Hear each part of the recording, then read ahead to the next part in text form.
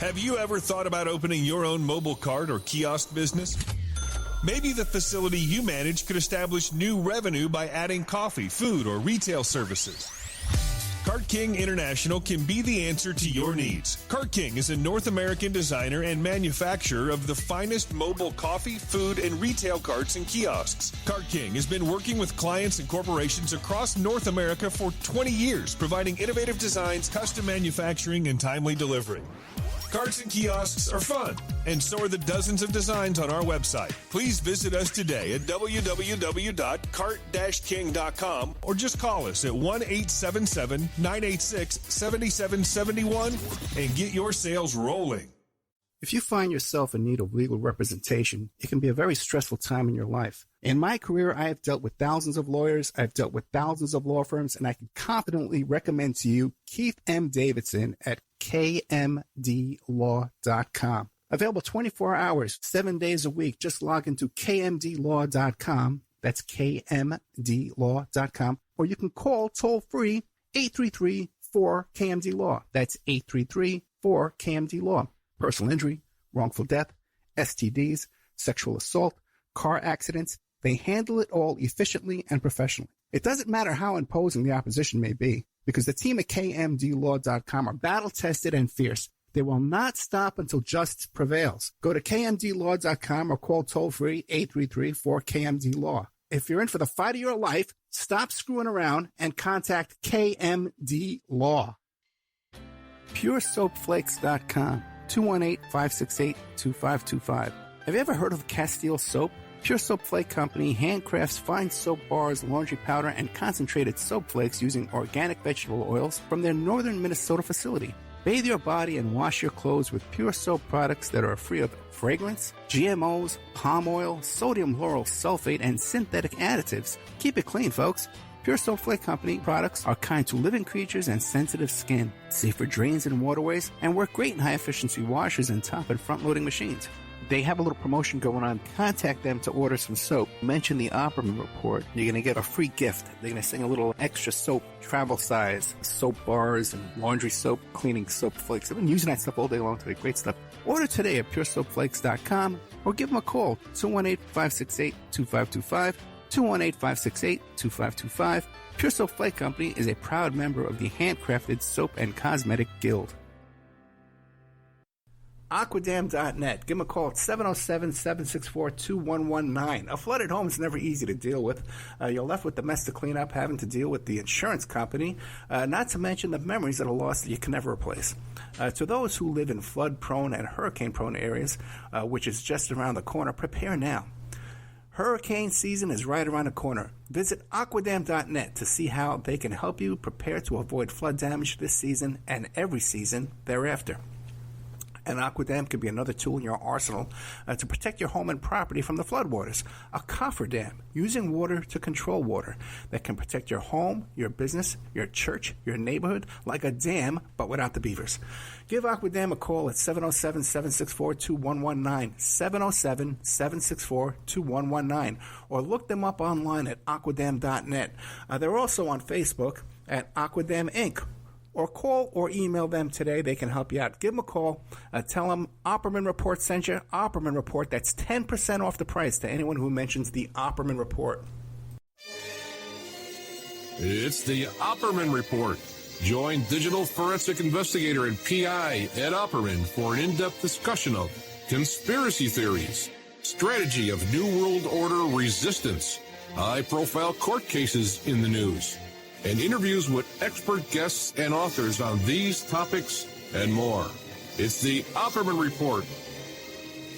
And now, here is investigator Ed Opperman. And go. Okay, welcome to the Opperman Report. I'm your host, Private Investigator Ed Opperman.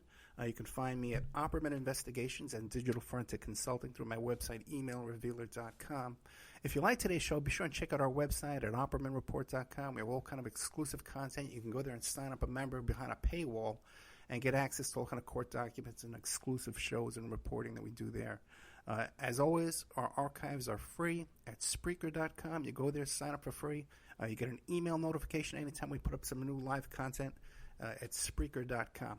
Our guest today, fascinating topic. We had a lot of trouble getting through to this guy, too, which always makes you worry. Tim Tolka is the author of the book Blue Mafia, Police Brutality and Consent Decrees in Ohio. And it's about a big, giant federal investigation that went on regarding police brutality in Steubenville and Warren, Ohio. Tim Tolka, are you there? Yes, I'm here. Well, we're lucky to have you, right? We almost didn't have you. We just went through some cartwheels to get this guy on the show. Tell us about yourself. Who is Tim Tolka? So I'm a writer and researcher from the Midwest. I spent a lot of years traveling around the country and around the world. I'm really interested in institutions and corruption and abuse of power, and that's why I wrote the book. I don't have a particular axe to grind against police. I think a lot of people who have power abuse it, and so yeah, my first book was about police, and now I'm working on other books and screenplays. But that's what I'm about. And the first book being Blue Mafia, Police Brutality and Consent Decrees in Ohio. Or is Yes. there one previous to that? Let me ask you a question now. You're down in Mexico. Did you wind up down in Mexico? Well, why did you wind up down in Mexico? I've always had a connection to Mexico. I lived on the border when I was a child, and I studied here as a college student. And Mexican people are really nice. It's cheap to live here. I was living in San Francisco, and I lived in New York, San Francisco, and D.C. for about 15 years. And after paying those rents for that much time, I really like paying lower rent and having pretty much the same amenities and culture at my fingertips here in Mexico City. So there's really a significant difference in rent? Oh, absolutely. Oh, my God. I'm kidding, man. It's amazing. I'm from New York. I'm from New York City. And okay. my daughter is up in D.C. now at college, so I know, trust me, I know the difference. And I spent a lot of time down in Mexico, too, as well. Yeah. What's the book about? What do we find in this book?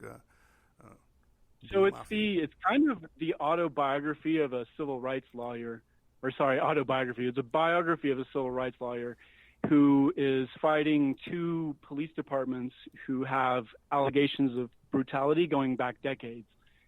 And one of my favorite things about the book is these two police chiefs who were in charge of these problematic police departments. They are colorful, they're like anti-institutionalists who are in charge of an agency, and they're just wild. One of them threatens a journalist. His name's John Mandopoulos, the chief of the Warren Police. And the news in these two cities, Steubenville and Warren, is surreal. Their history is like really fascinating. It goes, Mafia influence from as early as the steel industry started. Steel and football are like, religion and economy in these two towns. And now steel is pretty much gone. And so they've had a difficult transition. They've basically been deindustrialized. And so my book is kind of like a local history, but it's also this lawyer's story in trying to trying to be part of the reform of these two police departments. And you're saying that the local news media is covering this up? The news media in the two towns are very, very different. In Steubenville, there's the Herald Star, and they are basically like a glorified mom and pop, bake sale reporting service. They don't do much investigating. You can give them information and they won't touch it. In Warren, there's the Tribune Chronicle, which is owned by Tribune Media, I believe, but they're owned by different people than the Herald Star, and they have a little bit more leeway. They're more interested, they're more investigative. But the real reporting powerhouse in Steel Valley was the Vindicator.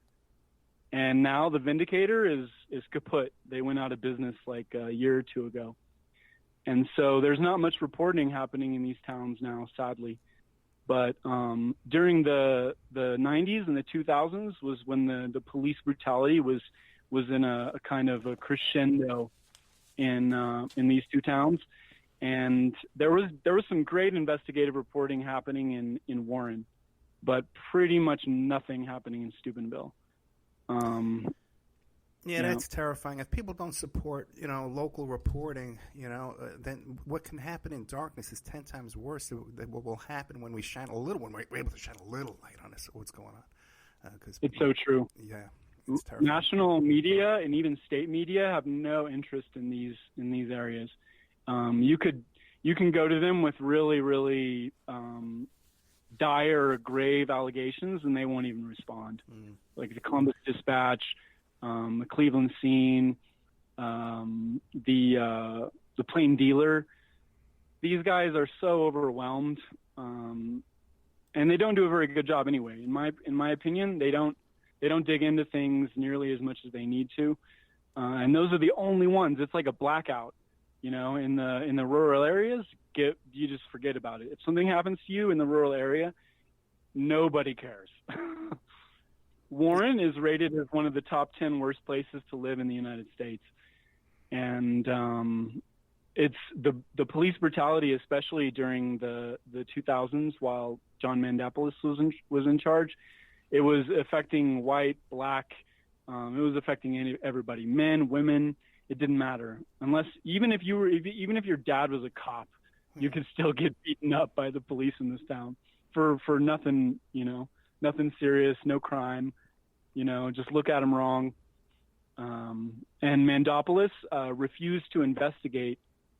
He refused to investigate misconduct claims against his officers, and it was the same story in Steubenville. And it goes to show you that you can't paint victims with a broad brush. When somebody says, "Oh, police officer beat me over the head," you can't just look at their past or their actions that day. You have to have a camera that's on the cop. You need witnesses. It's very difficult to dismiss allegations of brutality, but it also can be very difficult to prove them. It's really a pickle. Now that there's cameras involved so often, it's revolutionized the investigations, clearly. Well, let me ask you a couple of questions. Like these towns, Steubenville and Warren, are these large towns? What's the population? About 18,000, 30,000. Okay, I would consider that very small. Yeah. They've also lost population during the economic decline. But people think that, in small towns that police brutality is not a problem because everybody knows each other. And, it's one thing that there's this. So the possibility of accountability happens first at the local level, then the state level, and then the federal level.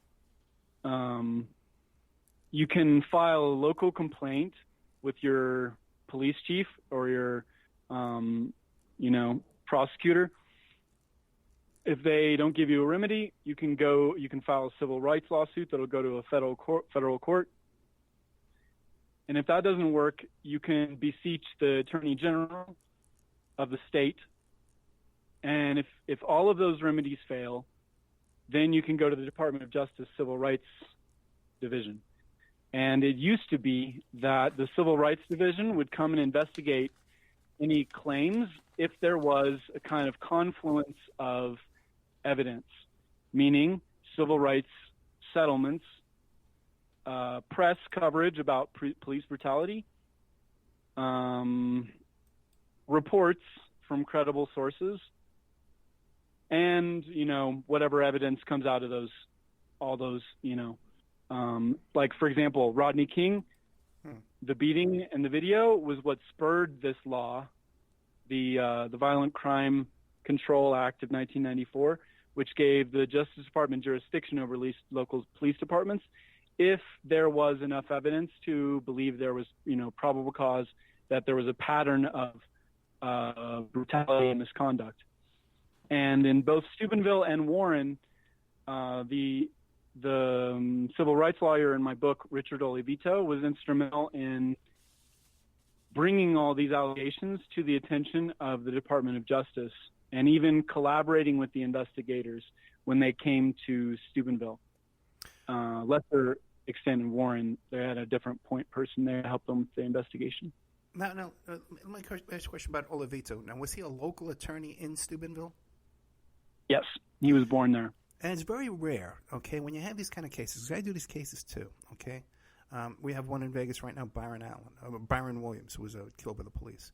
And it's you don't want to hire a local attorney. You want to get someone from out of the jurisdiction, because the local attorneys are usually too afraid to go up against the DA's office and go up against the police department and stuff like that. But you're saying Olivito was not worried about these complications that could come with taking on a case like this? He got into it by degrees, and as he was attacked publicly, he doubled down in his support of these victims, and basically he became like a soldier for brutality victims in Steubenville and then later in Warren. But it came at tremendous personal cost. He was arrested many times, for spurious charges, imprisoned various times, not only by the police but by judges that he pissed off. He was the Ohio Supreme Court investigated him over a signature violation that did not harm his client, and they suspended him from the practice of law and called him insane. And it was all the evidence of this was very, very flimsy. They tried to do everything to take away his license. The Supreme Court was out for blood, and they couldn't take away his license, so they suspended him and kind of tried to discredit him. But there were already judges that had tried to call him crazy too. And it's a bunch of hogwash, to put it mildly. The man had no blemish on his record, and they were unable to find anything resembling attorney misconduct. They trumped up the charges, and they took away his license, and he's still trying to get it back today. Wow. But it was retaliation for his embarrassment of these two police departments, because the Supreme Court started investigating him after the second investigation became public. And you said this action that caused him to lose his law license was over a signature? Yeah. He forged his client's signature in order to get a document filed, but it resulted in no financial loss to the client, which it was a bankruptcy situation. So if the Supreme Court found that there was damage to the client's finances, then they would be able to claim that this was attorney misconduct. But there was no financial damage to the client. It's like, what are you punishing him for? For 3 years you're investigating him. It's like, come on, man. Well, let me ask you this. How was this signature discrepancy discovered? Like, who made a complaint about this? The client did. Oh, really? Okay. And the client has to. Yeah. And who helped the client make this complaint? Because if you just make a regular complaint against the bar with the bar association, it has to be done professionally by another lawyer who really knows what he's doing. Otherwise, they just ignore this stuff. So the local bar association investigated the signature, and at the time, Olivito had like 5 pending civil rights cases. And he was trying to emphasize to the investigator that there was, kind of collateral damage if his law license is taken away over something so unimportant as a signature violation when there was no financial damage to the client. And the local bar investigator, who was, I believe, the then president of the Mahoning Bar Association, he thought that this was suspicious, that Olivito was trying to cover something up. And they never found anything, other than this one violation of a signature. And they really made a huge deal out of it. I mean, there are attorneys in big firms that, defraud nursing homes and steal hundreds of thousands of dollars from their clients. And if they work at a firm that's big, like Boris Sater or what's the other big one? That'll come to me in a minute. The Supreme Court will come out swinging in their defense. But if it's a small solo firm, they'll go after them with everything they got. They are too afraid to take on the big firms.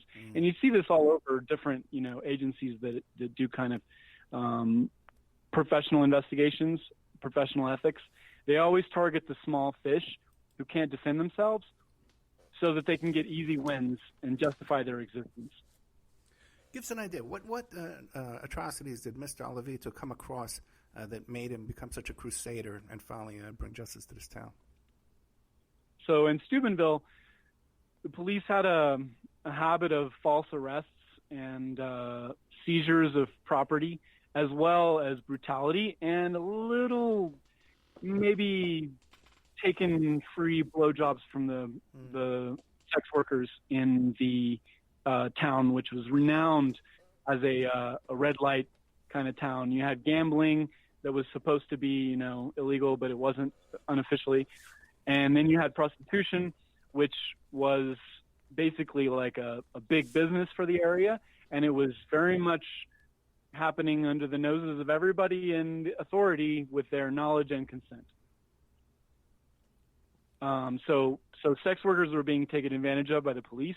There were many allegations of this. Sometimes they'd turn up dead, and that had been going on for 50, 60 years. Then you had the brutality against white, black, poor, anybody, and everybody. There was one case in the 80s where a man parked in front of a police officer's house, and the police officer came out and beat the crap out of him and hit him with his billy club various times for parking in front of his house. Were these police chiefs elected or appointed, like in the case of this Mendopoulos? Appointed. And often with like family connections and then later like nepotism. So Mendopoulos, for example, he had his godson as one of their prized police officers. And his godson, whose name was Chucky List, also ran a racist bar where blacks weren't allowed. Really? And the guy would drink and drive so much that he led his own department on a chase. And his own fellow officers had to pull him over driving drunk, and he ran away from them. And then they didn't want to say his name into the radio, so they just said his badge number. Oh, my God. And this was the kind of stuff that was going on all the time, like covering up misconduct, covering up murders. The police would kill somebody and be like, oh, I thought he had a gun or a knife. In Warren, one of the police officers shot another cop, in a moment of confusion. They were just very badly trained. When they showed up, that's when the chaos started. One time they showed up at a wedding and they ended up like tasing the groom or something. It was like the wildest stuff that you could ever imagine. They even got in a fight, like 2 police officers got in a fight when they showed up to break up a fight at a wedding. It was just like a comedy show. And, but, a lot of people were being hurt. People were dying. You're in a room with a cop and 3 minutes later you suffocated. It's like, what happened? And you could never find out. People couldn't get answers because the police chiefs, both McCartney in Steubenville and Mendopoulos in Warren, were vocally opposed to admitting that their officers would ever do anything wrong, especially people like their own relatives, who they had hired and protected. And all the people in the town knew about it, but they just couldn't do anything because you can't fire a police chief. It's very difficult. They have various appeals.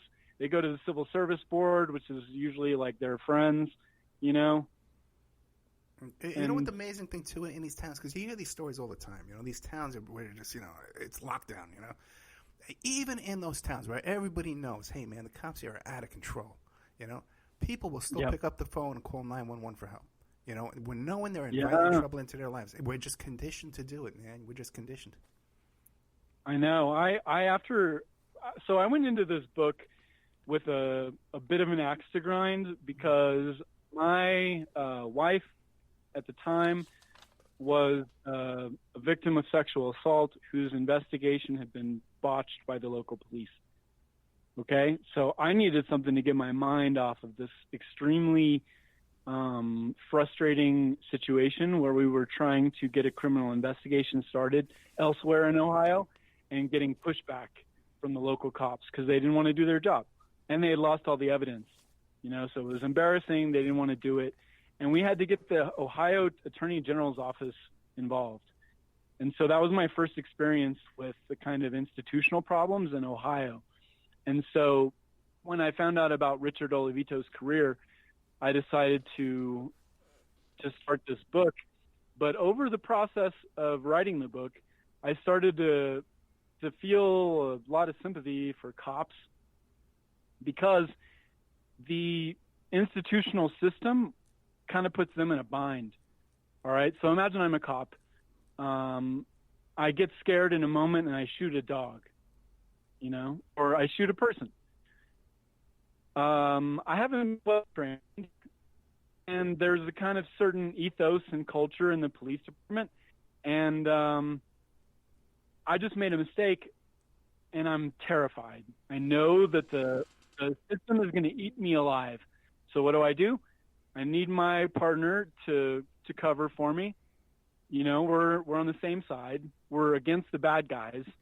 And so it's natural that he's going to probably help me out. It's not comfortable for him to lie, but he knows that he's doing the right thing for me because I'm a good guy. We work together, and that's the whole problem with police investigating themselves is there's a massive conflict of interest, especially in these small departments where everybody knows each other.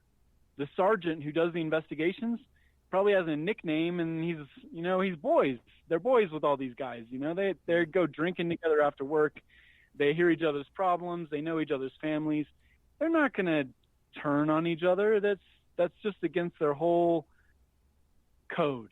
It's called the blue wall, or the thin blue line, and it's completely understandable.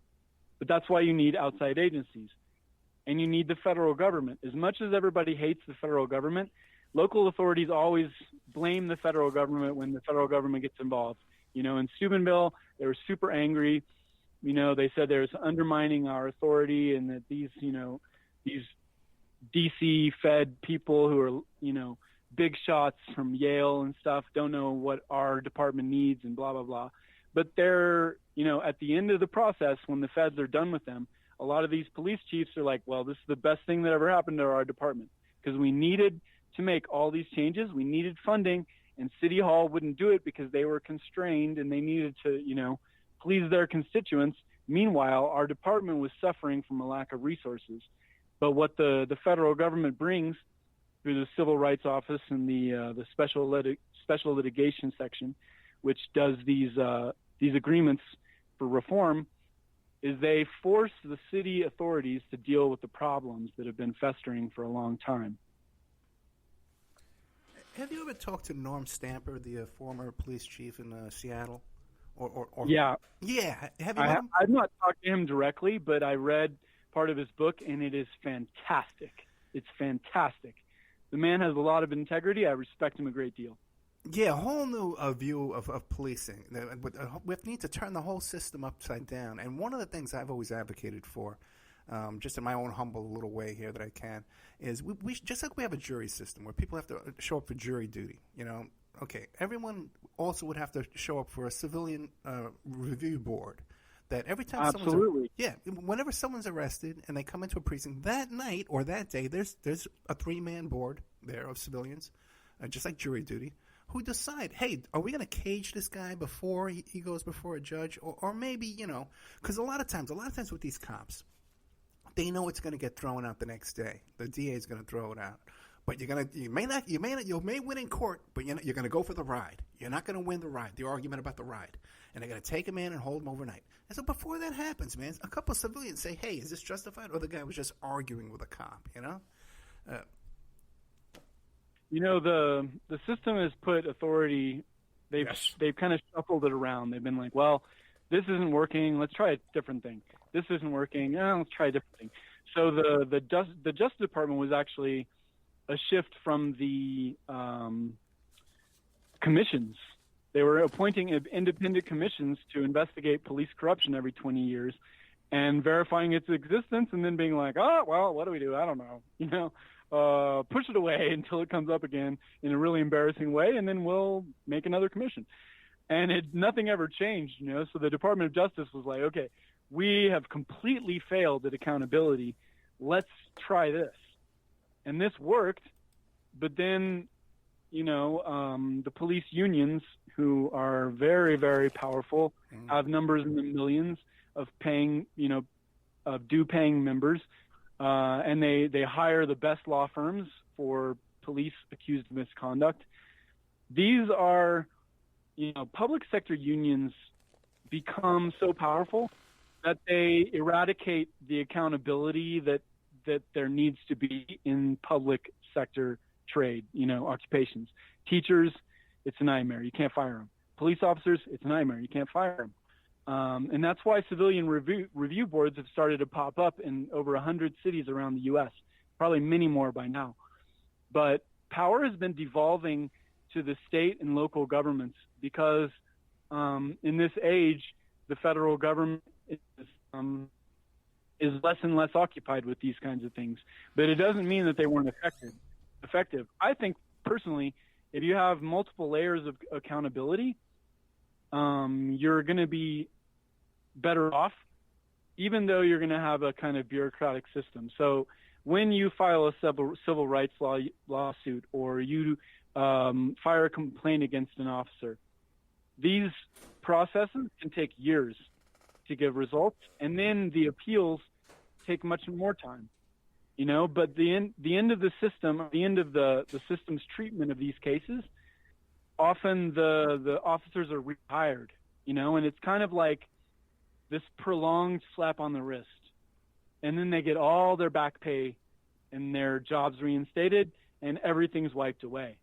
But they go through the process. It's almost like with antitrust, they can't really punish Microsoft, but they're going to put them through the ringer for 9 years of litigation fee, and that's the punishment,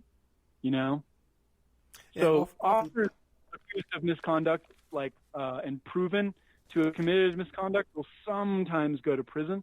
Rarely, most of the time they get their job back and their back pay, Or they're just shifted to another station in another city. They like the Catholic Church. They just go to a different town, get another job as a cop over there. And also, too, these cities could save money on these lawsuits, man, if they just had a better accountability. Oh, man. So true. Oh, I know. Like in California, those are like $8 million cases, every one of them, $10 million. They settle over there. In Steubenville, they lost their insurance coverage 3 times because of police brutality lawsuits, settlements.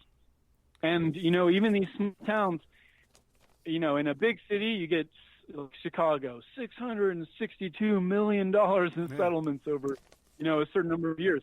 In a small town, even $1 million in settlements over a number of years is an enormous burden on taxpayers. And the taxpayers don't always pay directly. They pay indirectly. They pay to the city who pays the law firm, or the police union brings in. It's such a web of funding that is hard to figure out. There's insurance firms who are some of the biggest contributors to Supreme Court justice elections. You got law firms, that are defending these police, and they're paid by the insurance firms who are contributing to the Supreme Court justice campaigns, who, it's just a big web of difficult to pick apart, big, deep-pocketed interests that have a vested interest in the status quo not changing.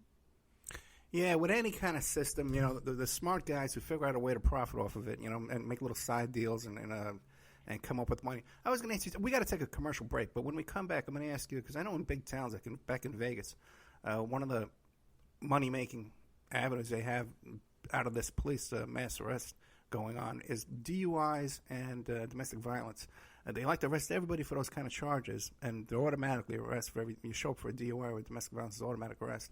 And then the judges have their friends who run these DUI classes and domestic violence classes. They sentence these guys to, and there's all kind of kickback arrangements going on. So I wonder if that kind of stuff was going on down there in Warren and Steubenville as well. We'll be right back with more of Tim Tolka, fascinating content. We're talking about his book, Blue Mafia, Police Brutality, and Consent Decrees in Ohio. And we're going to be talking, too, about the reform programs and the Department of Justice, the consent decrees when we get back. You can find him at his website, timtolka.com. And also, too, he's got a new book coming out. We're going to talk to him, and a screenplay as well when we get back with more of Tim Tolka after these messages.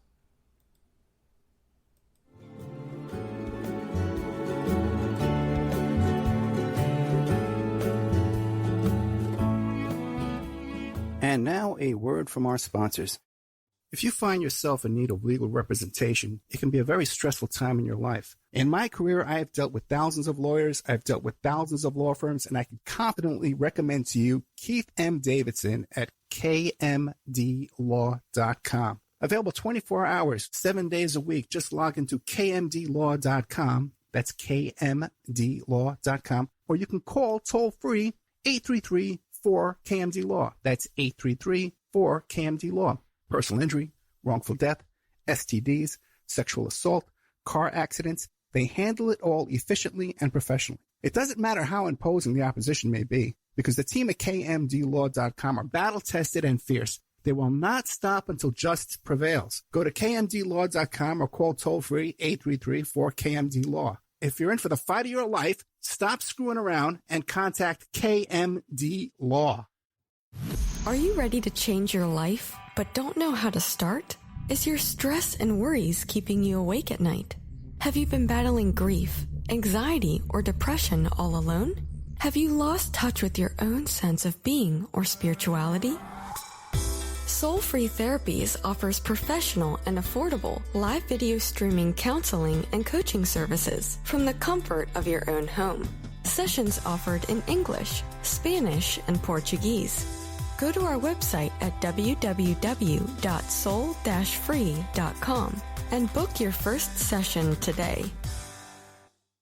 Hey, check out our brand new sponsor, Dynamic Solutions 2. That's the number 2. They offer a life-changing, dynamic financial solution. The finest in fast, professional, affordable credit repair. Is your credit in bad shape? Do you need a new car? Ready to buy a new house? You want to rent an apartment? Are you going to apply for a job? Any one of these activities, they're going to ask for a credit report and then check out your credit score. Let Dynamic Solutions 2 erase your negative credit remarks. They have affordable monthly prices. They accept Visa, MasterCard, PayPal options available. You go to www.dynamicsolutions, that's the number 2.com, or call 424-888-2820. 424-888-2820. Now, if you enter promo code ED or you mention Ed Opperman, you get a 10% discount. How's that? You get a free consultation, all negative items removed, get back in positive credit position. Dynamic Solutions 2, life-changing dynamic financial solutions. 424-888-2820. Tell them Ed Opperman sent you. You get a 10% discount. PureSoapFlakes.com, 218-568-2525. Have you ever heard of Castile Soap? Pure Soap Flake Company handcrafts fine soap bars, laundry powder, and concentrated soap flakes using organic vegetable oils from their northern Minnesota facility. Bathe your body and wash your clothes with Pure Soap products that are free of fragrance, GMOs, palm oil, sodium lauryl sulfate, and synthetic additives. Keep it clean, folks. Pure Soap Flake Company products are kind to living creatures and sensitive skin, safe for drains and waterways, and work great in high-efficiency washers and top and front-loading machines. They have a little promotion going on. Contact them to order some soap. Mention the Opperman Report. You're going to get a free gift. They're going to send a little extra soap, travel size, soap bars and laundry soap, cleaning soap flakes. I've been using that stuff all day long today. Great stuff. Order today at puresoapflakes.com or give them a call, 218-568-2525, 218-568-2525. Pure Soap Flake Company is a proud member of the Handcrafted Soap and Cosmetic Guild. It's the Opperman Report. And now, here is investigator Ed Opperman.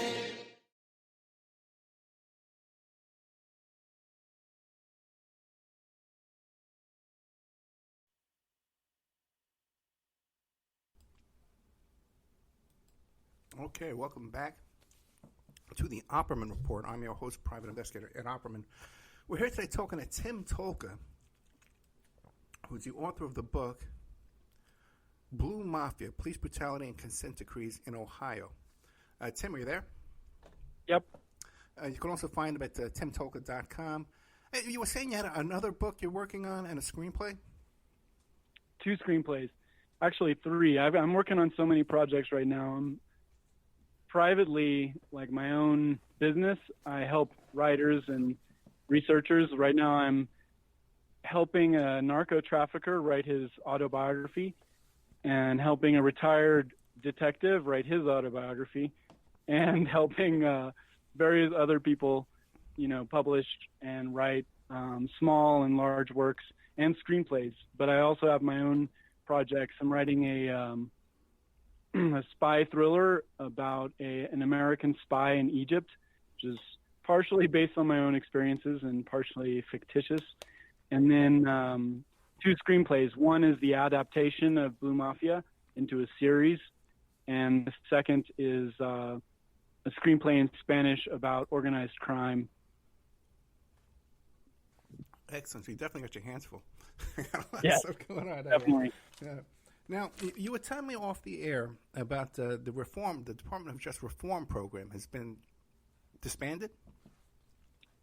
Pretty much, yeah. The Attorney General, Jeff Sessions, undid a lot of the work of the Department of Justice, and they worked to pull back investigations and reform programs and agreements that were already instituted.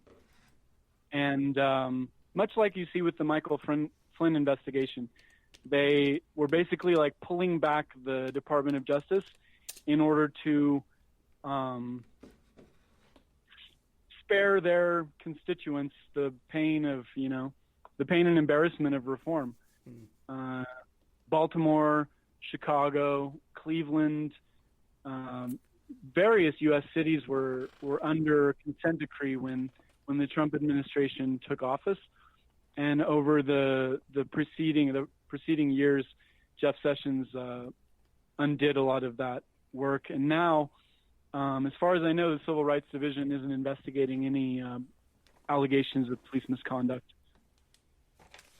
Yeah, they were just saying that Barr wants to drop charges against the Russian hackers.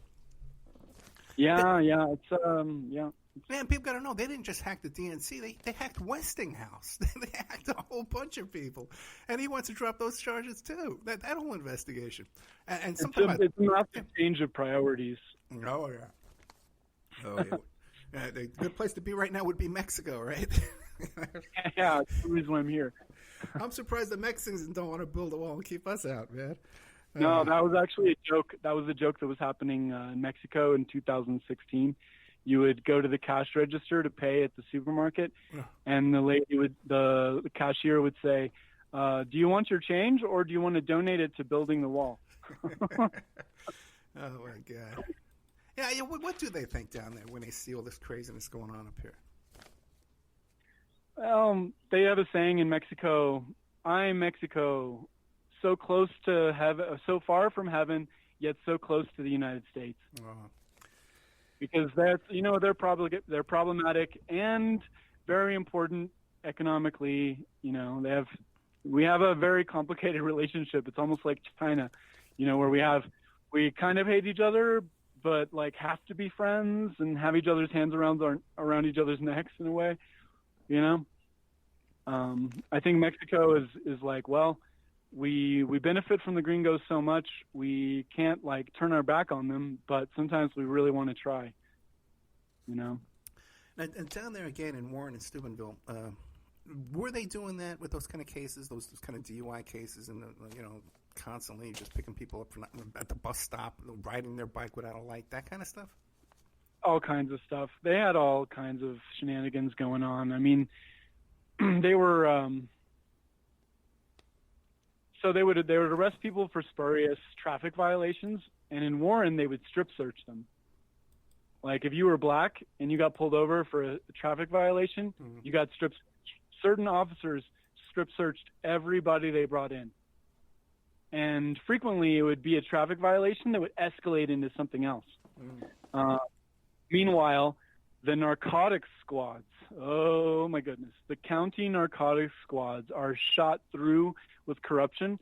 They, in Steubenville, or properly Jefferson County, the narcotics squad was robbing drug dealers, pocketing the proceeds and the drugs, and selling the drugs themselves.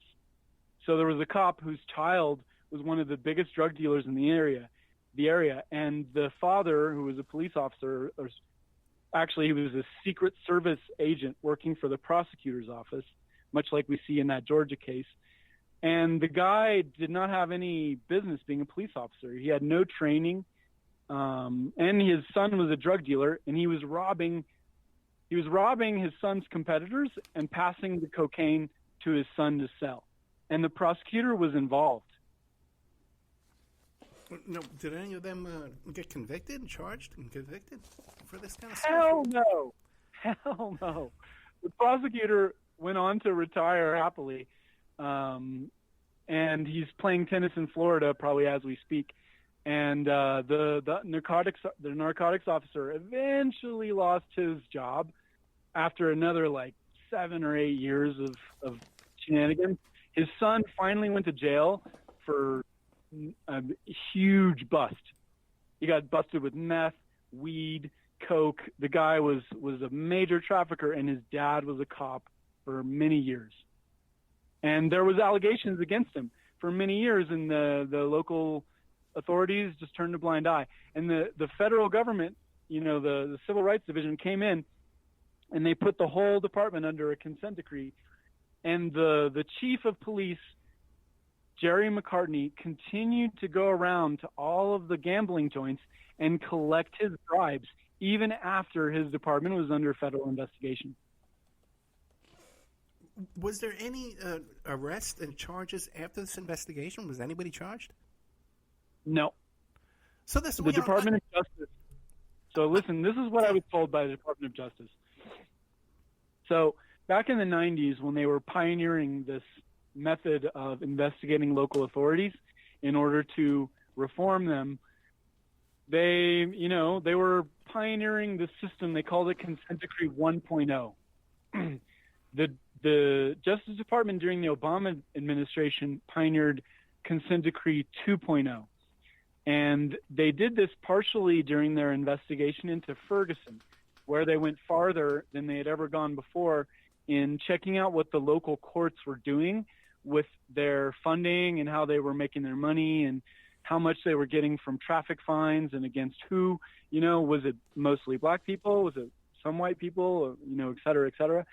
And this is the kind of work that didn't happen in Steubenville, because Steubenville was only the second investigation that the Department of Justice ever did of a local police department.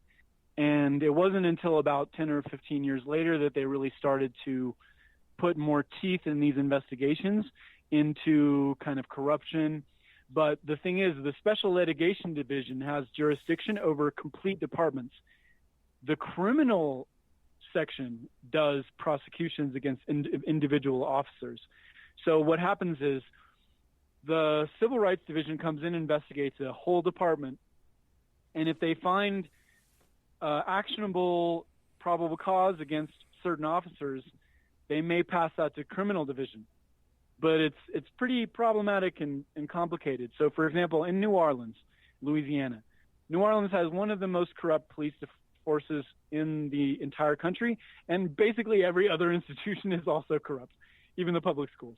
Yeah. But so the Justice Department came in and investigated the No PD and put him under a consent decree. In the course of that investigation, they found out that a certain cop had a lady who was going to complain about him killed by a drug dealer. Okay? So the cop was involved in a murder for hire, or a hit, basically, which has only happened, as far as I know, about 3 or 4 times around the country. They passed this information to the criminal division of the Department of Justice, and the Department of Justice put this cop away for the rest of his life.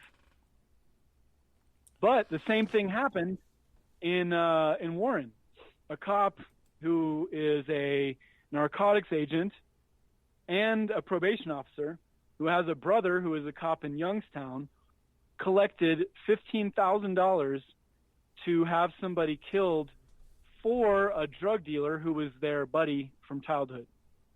And nothing ever happened to those cops. They're still in their same positions today. One of them's name is Andre Peterson. Another's name is Vince Peterson. They were one of them is not a law enforcement officer anymore. I believe the other one is still a probation officer and a narcotics agent. Those guys had somebody killed and collected the money in 1999, and they never got charged because the local prosecutor who's still in office is a coward. I got to tell you, Tim, I had assumed that your book had a happy ending. I was under a misconception there. There's a... sorry to say the book does not have a very happy ending. Oh, sorry. Because the bad guys win. You know, in Ohio, the bad guys win. Ohio is the state with more federal investigations of police per capita than any other state in the union, except for California and New York, who both have populations way larger than Ohio in one city. Ohio has something very, very, very wrong happening. And is there any success with civil lawsuits down there?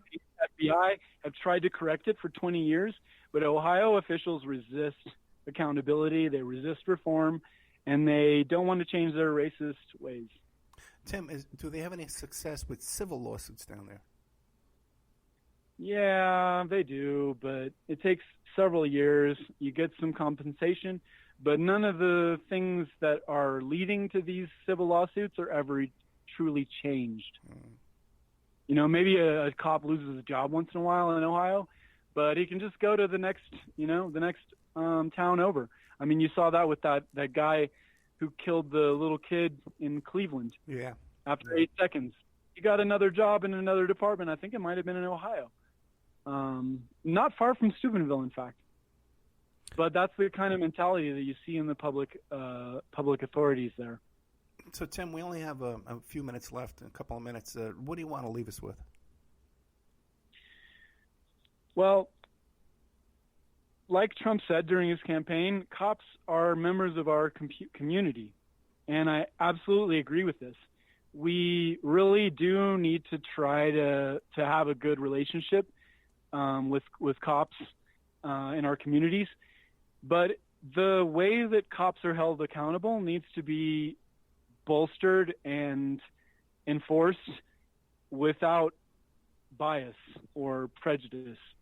We really need a better system of accountability because these officers have more power than almost any official in the entire system. They have power over life and death, and many of their actions are unquestioned, you know, because they're made in the split second. And for that reason, we need better training, and we need state and federal authorities to be involved in holding these local police and local officials accountable. You know, actually, a lot of the atrocities that we're talking about right now, they're trained to do. You know, the training needs to change as well. Yeah, right? Training absolutely needs to change. Yeah. You can't shoot somebody because they're 15 paces away and happen to have a knife. Yeah. You know, you can see the videos. One more thing, American police chiefs have been traveling to the United Kingdom to learn how they kill so few people. And it's partially because their population is less heavily armed than ours. And so our love of guns creates a very difficult problem for our police. Yeah, but even unarmed civilians getting shot down and killed, if we wanted to reduce that, we could do it right quick.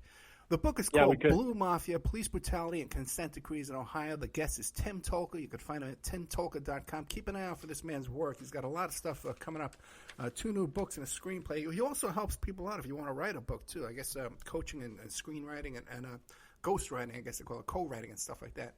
timtolka.com. That's TIMTOLKA.com. Tim, thank you so much, man. Thank you. Good night.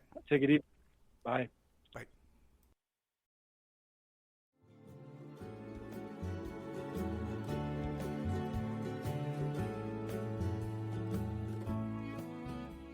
And now a word from our sponsors. If you find yourself in need of legal representation, it can be a very stressful time in your life. In my career, I have dealt with thousands of lawyers, I've dealt with thousands of law firms, and I can confidently recommend to you Keith M. Davidson at kmdlaw.com. Available 24 hours, 7 days a week. Just log into kmdlaw.com. That's kmdlaw.com. Or you can call toll-free 833-4KMD-LAW. That's 833-4KMD-LAW. Personal injury, wrongful death, STDs, sexual assault, car accidents. They handle it all efficiently and professionally. It doesn't matter how imposing the opposition may be, because the team at kmdlaw.com are battle-tested and fierce. They will not stop until justice prevails. Go to kmdlaw.com or call toll-free 833-4KMD-LAW. If you're in for the fight of your life, stop screwing around and contact KMD Law. Have you ever thought about opening your own mobile cart or kiosk business? Maybe the facility you manage could establish new revenue by adding coffee, food, or retail services. Cart King International can be the answer to your needs. Cart King is a North American designer and manufacturer of the finest mobile coffee, food, and retail carts and kiosks. Cart King has been working with clients and corporations across North America for 20 years, providing innovative designs, custom manufacturing, and timely delivery. Carts and kiosks are fun, and so are the dozens of designs on our website. Please visit us today at www.cart-king.com or just call us at 1-877-986-7771 and get your sales rolling. PureSoapFlakes.com, 218-568-2525. Have you ever heard of Castile Soap? Pure Soap Flake Company handcrafts fine soap bars, laundry powder, and concentrated soap flakes using organic vegetable oils from their northern Minnesota facility. Bathe your body and wash your clothes with pure soap products that are free of fragrance, GMOs, palm oil, sodium lauryl sulfate, and synthetic additives. Keep it clean, folks. Pure Soap Flake Company products are kind to living creatures and sensitive skin, safe for drains and waterways, and work great in high-efficiency washers and top and front-loading machines. They have a little promotion going on. Contact them to order some soap. Mention the Opperman Report. You're going to get a free gift. They're going to send a little extra soap, travel size, soap bars and laundry soap, cleaning soap flakes. I've been using that stuff all day long today. Great stuff. Order today at puresoapflakes.com or give them a call, 218-568-2525, 218-568-2525. Pure Soap Flake Company is a proud member of the Handcrafted Soap and Cosmetic Guild. Are you ready to change your life, but don't know how to start? Is your stress and worries keeping you awake at night? Have you been battling grief, anxiety, or depression all alone? Have you lost touch with your own sense of being or spirituality? Soul Free Therapies offers professional and affordable live video streaming counseling and coaching services from the comfort of your own home. Sessions offered in English, Spanish, and Portuguese. Go to our website at www.soul-free.com and book your first session today. Aquadam.net. Give them a call at 707-764-2119. A flooded home is never easy to deal with. You're left with the mess to clean up, having to deal with the insurance company, not to mention the memories that are lost that you can never replace. To those who live in flood-prone and hurricane-prone areas, which is just around the corner, prepare now. Hurricane season is right around the corner. Visit Aquadam.net to see how they can help you prepare to avoid flood damage this season and every season thereafter. And Aquadam can be another tool in your arsenal to protect your home and property from the floodwaters. A cofferdam, using water to control water, that can protect your home, your business, your church, your neighborhood, like a dam, but without the beavers. Give Aquadam a call at 707-764-2119, 707-764-2119, or look them up online at aquadam.net. They're also on Facebook at Aquadam Inc., or call or email them today. They can help you out. Give them a call. Tell them Opperman Report sent you. Opperman Report, that's 10% off the price to anyone who mentions the Opperman Report. Tina Helmuth is writing an ongoing series of fact-fiction books that boldly takes on today's most heinous crimes. Suffer the Little Children, The Wrath of the Father, and Unbreakable. Deeply researched and mixed with the supernatural, good versus evil makes these thrillers hard to put down. Available at lulu.com in paperback or ebook.